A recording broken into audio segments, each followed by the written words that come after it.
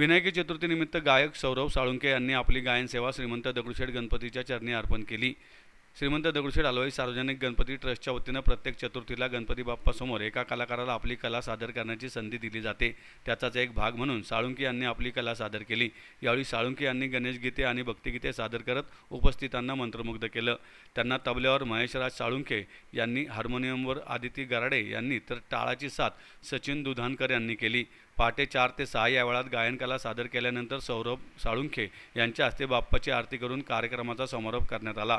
तत्पूर्वी पहाटे 3 वाजता गणपती बाप्पाला ब्रह्मनस्पती सुप्त अभिषेक करण्यात आला, तर सकाळी 8 ते दुपारी 12 या वेळात गणेश याग करण्यात आला।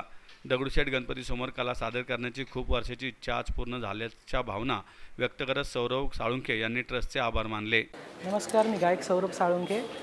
आज खरंच खूप भाग्याचा दिवस आहे माझा। आज विनायक चतुर्थी आहे आणि आज मला इथे स्वराभिषेकाच्या वेळेस मला माझी गायन सेवा करायचा मला संधी मिळाली।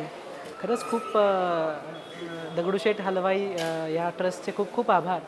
आणि खूप वर्षांपासून माझी इच्छा होती बाप्पाची सेवा करायची, तर आज खरंच श्रीमंत दगडूशेठ गणपती हलवाई ट्रस्ट यांचा खूप खूप आभार आणि धन्यवाद। जय गणेश। श्रीमंत दगडूशेठ हलवाई गणपती बाप्पांच्या मंदिरामध्ये आज विनायकी चतुर्थीनिमित्त पहाटे ब्रह्मनस्पती सुप्त अभिषेक हा संपन्न झाला आणि त्याचप्रमाणे गणरायांची स्वरपूजा ही प्रसिद्ध गायक श्री सौरभजी साळुंखे यांनी बांधली।